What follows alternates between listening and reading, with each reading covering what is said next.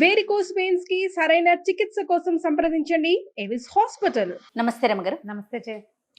ఒక అంటే interesting topic ఒకటి నాకు ఫార్వర్డ్ మెసేజెస్లో మన సుమన్ టీవీ గ్రూప్ నుంచి ఒక మెసేజ్ వచ్చిందండి. త్రూ సుమన్ గారి ద్వారానే గ్రూప్లో ఒక మెసేజ్ పెట్టారు. నాకు వెంటనే అది చూడగానే 1-2 సార్లు చదవండి అని కూడా కింద మెసేజ్లో ఉంది. 2-3 సార్లు చదివాను. నిజమే కదా అని అనిపించింది రమ్మగారు. ఖచ్చితంగా మీతో డిస్కస్ చేయాల్సిన విషయం అది. మన ఈ జీవితానికి మనకి తోడెవరు? అమ్మ, నాన్న, భర్త, భార్య, పిల్లలు, స్నేహితులు, బంధువులు. వీళ్ళల్లో మన ఈ జీవితానికి మనకి తోడెవరు? మన జీవితాంతం మనతో ఉండేది ఎవరు? అది ప్రశ్న. ఈవెన్చువల్గా జీవితంలో కొన్ని భాగాల్లో కొంతమంది ఉంటారు మనతో పాటు కదా. అమ్మా నాన్న, పుట్టకతో అమ్మా నాన్న, కొంతకాలం మనం పెరుగుతుంటే మన బంధువులు, స్నేహితులు, వివాహాలు అయ్యాక భార్యో భర్తో, సంతానం కలిగాక వాళ్ళు కూడా వెళ్ళిపోయాక మనం పెద్దవాళ్ళం అయ్యాకో, వాళ్ళు రెక్కలొచ్చి ఎగిరిపోయాకో, ఎప్పుడు మనం ఎవరితో ఉంటున్నామో కూడా మనకు తెలియక జరిగిపోతూ ఉంటుంది. ఎవరో ఒకళ్ళు ఉంటుంటారు. కానీ నీకు వచ్చిన మెసేజ్ ఆల్రెడీ నేను చదివాను. ఒక విచిత్రమైన విషయం ఉంటుంది జయ. ఇలాంటివి చెప్తే గవుక్కును జీర్ణించుకోలేరు. మనం చదివామనుకో, అదే 4-5 సార్లు చదివా, నిజం కదా, ఎంత బాగా రాశాడు అనిపిస్తుంది. నేను నోట్తో చెప్పాను అనుకో, ఏంటండి అలా మాట్లాడతారు అనిపిస్తుంది. సాధారణంగా రమ్మగారు నేను మెసేజెస్ని ఫార్వర్డ్ చేయను. ఫార్వర్డ్ చేయండి అని చెప్పి ఫార్వర్డ్ మెసేజెస్ వచ్చినా కూడా పెద్దగా అంతా స్పందించను. ఇది భలే మనసుకు హత్తుకుందండి. అది మీతో డిస్కస్ చేయాలని. ఇది చాలా కాలం క్రితం జయ కాళిదాసు ఒక కావ్యం రాశారు. అదేమిటి, కుమార సంభవం. పార్వతీదేవి శివుడి కోసం తపస్సు చేసింది. ఆ సందర్భంలో ఒక చోట ఒక వాక్యం చెప్తారు, శరీరమాద్యం కలు ధర్మ సాధనం అని. శరీరమే ధర్మానికి సాధనం.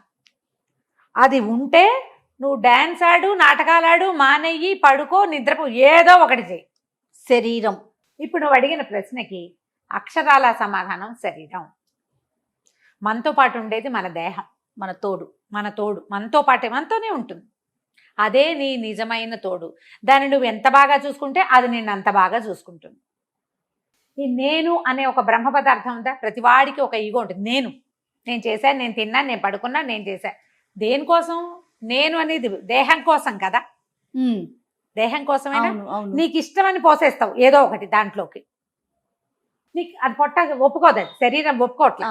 నువ్వేం చేస్తావు? అయినా సరే చావు, నువ్వు ఇలాగే చావాలి, నాకు ఇష్టం, నేను తింటా అని పోస్తావా? పోయివు. అమ్మో డైజెస్ట్ కావట్లా, నాకు అది తింటే నాకు అరగటం లేదు, అది నాకు సూట్ కాలేదు. పల్లీలు తింటే పెదిమలు వాచిపోతాయి, మానేస్తావు. ముల్లంగి తింటే మూతి వాచిపోతుంది కొంతమందికి, అది మానేస్తారు. శనగపిండి సూట్ కాదు, గ్యాస్ ఫామ్ అవుతుంది, కడుపులో నొప్పి వస్తుంది, మానేస్తాం. ఇది నీ కోసం మానేవా, శరీరం కోసం మానేవా? ఈ నువ్వు శరీరం విడదీయరాని బంధం కదా. అదే కదా నీతో మొదటి నుంచి చివరి దాకా ఉండేది. దాన్ని నువ్వు బాగా చూసుకోవాలి. కానీ అలా చూసుకోగలుగుతుందా మా రమ్మగారు? అంటే ఆలోచన ఉంటుందా? ఉండదు. నాతో ఉండేది నా శరీరమే అనుకోం కదా.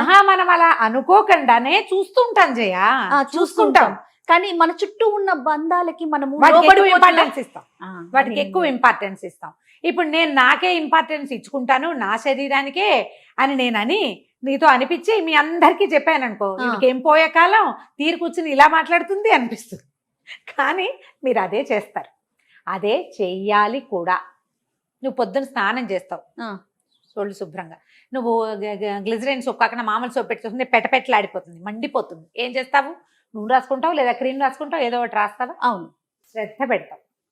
శరీరాన్ని ఆవరించుకుని ఉండే చర్మం కోసం కొన్ని జాగ్రత్తలు వహించండి అని చెప్తారు. ఒకటి, శరీరం తాలూకు పనితీరు బాగుండాలంటే దీని హార్ట్ ఉంది, దీంట్లో అది పెద్ద అవయవం, దాన్ని జాగ్రత్తగా చూడాలి. హార్ట్ ఫ్రెండ్లీ కాకపోతే కొన్ని నూనెలు వాడద్దు. ఇవి నిరంతరము లోపలికి గాలి వెళ్తూ ఉంటేనే ఈ బండి నడుస్తుంది. కాబట్టి క్యాన్సరస్ అయినవి, తర్వాత ఏమో ఈ గాలులు అవి పీల్చకండి, శ్వాసకోశానికి మంచిది కాదు. దానికోసం ప్రాణాయామం చేయండి అని చెప్తాం. అది కూడా చేస్తాం కదా మనం. గుండె కోసం నడుస్తాం, శ్వాసకోశం కోసం ఫ్రెష్ ఎయిర్ ప్రాణాయామం చేస్తాం, చేస్తామా? అయింది. అక్కడి నుంచి కిడ్నీస్కి ఏవి పడితే అవి మాత్రలు అవి ఇవి వేసుకుంటే మీ కిడ్నీస్కి బరువు వేసుకోకండి అని చెప్తాం. కిడ్నీలు పని చేయట్లేదు అనగానే దాన్ని డయాలసిస్కి తీసుకెళ్లాల్సి వస్తుంది. డయాలసిస్ కంటే ముందు ఇదేమిటి, నువ్వు శుభ్రమైన నీళ్లు తాగటం, వాటర్ ఇంటేక్ ఎక్కువ చేయటం, ఇవన్నీ మనం తెలుసుకుంటున్నాం కదా జయ, ఖచ్చితంగా అండి. చేస్తున్నాం కదా. పిల్లలకి అసలు నీళ్ళు తక్కువ తాగితే నీళ్ళు తాగు అని పీడిస్తాం వాళ్ళని. అవును, అవునా. షుగర్స్ పెరిగితే బాడీలో ప్యాంక్రియాస్కి ఇబ్బంది, దాని ఫంక్షనింగ్ సరిగ్గా లేకపోతే మనకి ఈ ప్రాబ్లమ్స్ వస్తాయి. దాన్ని కూడా సెట్ చేస్తాం. లివర్కి కొన్ని సూట్ కావటల్లా ఈ తాగుబోతు వాళ్ళందరినీ చూస్తాం.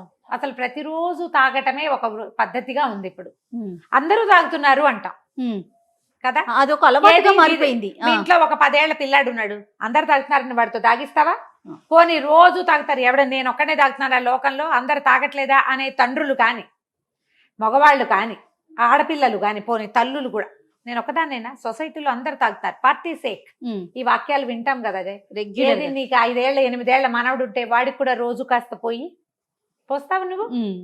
పోయివు. నీ శరీరం అంటే నీకు అంత చులకన? కొడుకు మనవడి శరీరం మీద జాగ్రత్త, నీకు పిల్లాడు హెల్తీగా ఉండాలనుకుంటావు, నీ సొంత హెల్త్ గురించి కొంచెం కూడా ఆలోచించావు. ఆలోచించకపోవటం వల్ల మనం ఏం చేస్తాము, మనకి 50 రాకుండానే లివర్ పాడైపోతుంది. దీంతో పాటు నీ శరీరానికి అటాచ్డ్గా ఉన్నటువంటి మొత్తం సమాజం అంతా దెబ్బతినిపోదా? నీ కొడుకు కొద్ది రోజులు అనుకుంటాడు, అమ్మో మా నాన్న తాగేశాడు అందుకని ఈయనకి ఇలా వచ్చి మనం చేయకూడదు అనుకుంటాడు. కానీ వాడు కూడా పార్టీ సేక్ చేస్తాడు. నాన్న, తాత, కొడుకు ముగ్గురు కలిసి తాగుతున్న వాళ్ళు కూడా ఉన్నారు ఇప్పుడు సమాజంలో.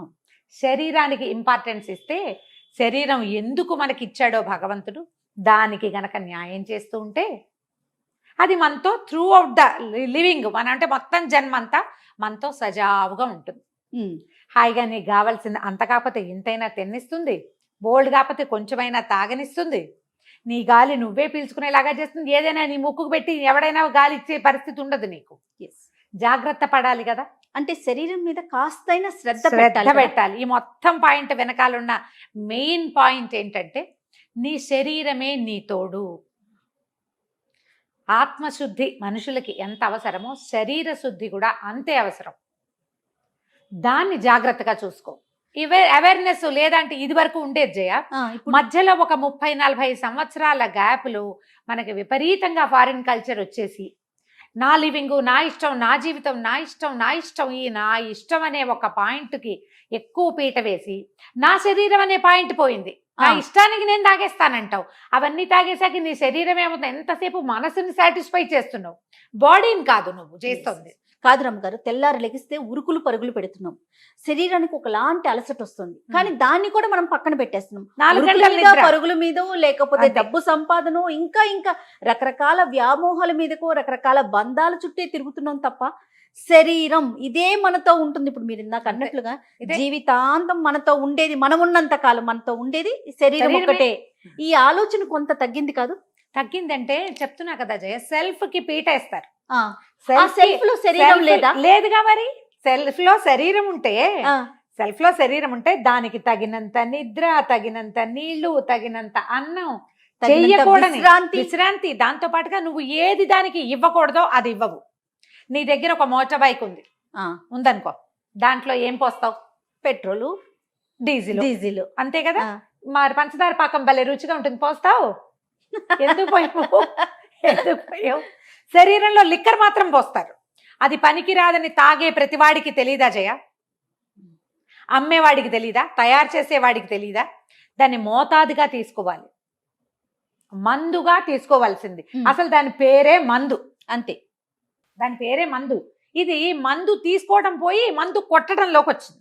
పెద్దవాళ్లే కాకుండా పిల్లలే కాకుండా విద్యార్థులు, పిల్లలంటే కొడుకులతో విద్యార్థులు, ఆడపిల్లలు, పార్టీ, శుక్రవారం రాత్రి పార్టీ, శనివారం రాత్రి పార్టీ పోసేస్తారు.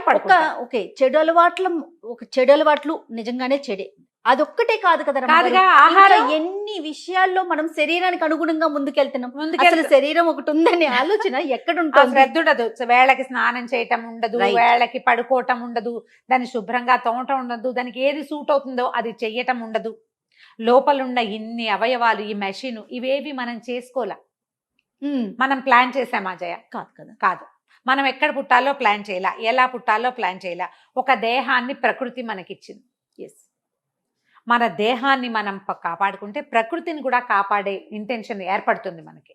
సో అప్పుడు మనం ఇంకొంతకాలం బతుకుతాం. శరీరం మీద ప్రేమ అండ్ శ్రద్ధ రెండూ చూపించాలి. ఖచ్చితంగా ఉండాలి. ఎందుకంటే నీతో చివరి దాకా ఈవెన్చువల్లీ ఉండే పీపుల్ కాకుండా అమ్మ నాన్న కొంతకాలము, పెళ్ళాం పిల్లమ భార్యాభర్తలు కొంతకాలము, పిల్లలు కొంతకాలము, స్నేహితులు, కొలీగ్స్, బంధువులు అందరూ కొంతకాలమే ఉంటారు. వాళ్ళ పాత్రను బట్టి వస్తారు, అంతే. వెళ్ళిపోతారు. సందర్భానుసారం ఉంటారు. ఎప్పుడు నీతో ఉండే దాన్ని కాపాడుకోండి. దానికోసం దాని లోపల ఉన్నటువంటి అన్ని రకాల ఎలిమెంట్స్ కి ఏం కావలసినవి కావాలో. అవి ఇవ్వండి.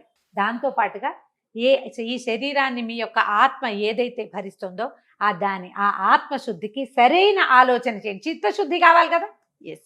ఆ చిత్తశుద్ధికి సరిగ్గా ఆలోచించండి. ఇది కరెక్ట్. ఇప్పుడు దీనికే ఇంపార్టెన్స్ ఇచ్చి మిగిలిన వదిలేయమంటల్లా. వాటన్నిటితో పాటు ఇది నాది, నేను దీన్ని కాపాడుకోవాలి అనే ధ్యాసతోటి ఉంటే అప్పుడు మనం ఇంకో కొంచెం బెటర్ లివింగ్ లో ఉంటాం. నాకు సూట్ అవుతుంది, సూట్ కాదు, ఇలా నేను చేయకూడదు, నేను బాగుంటే కదా ఇంకోటి చేస్తాను, ఇలాంటి ఊహలు చేయాలి. ఇలాంటి మెసేజ్ మీకు ఫార్వర్డ్ అయితే 100 మందికి పంపించండి. చక్కగా ఫ్రెండ్స్తో కూర్చొని డిస్కస్ చేయండి. ఈ వెధవ తాగుడు ఎందుకు, ఈ దిక్కుమాల తిండెందుకు, ఈ అడ్డమైన గడ్డి ఎందుకు తినాలి, దీని బదులు గాల్లో నడుస్తూ కబుర్లు చెప్పుకుందాం. ఎలాంటి విషయాలు మాట్లాడాలి, ఎలాంటి విషయాలు ఆలోచించాలి, అదే ఏ క్రియలు చెయ్యొచ్చు, చేయకూడదు, దాని మీద డిస్కస్ చేయండి. చిన్న చిన్న గ్రూపుల్లో మంచి ఆలోచనని ముందుకు తీసుకెళ్ళండి. ఎక్సలెంట్ రమ్మ గారు. అంటే నేను ఏదైతే ఎక్స్పెక్ట్ చేశానో మీ వైపు నుంచి ఖచ్చితంగా మీతో మాట్లాడించాలని పూర్తిగా సమాధానం దొరికిందండి. నమస్తే. నమస్తే.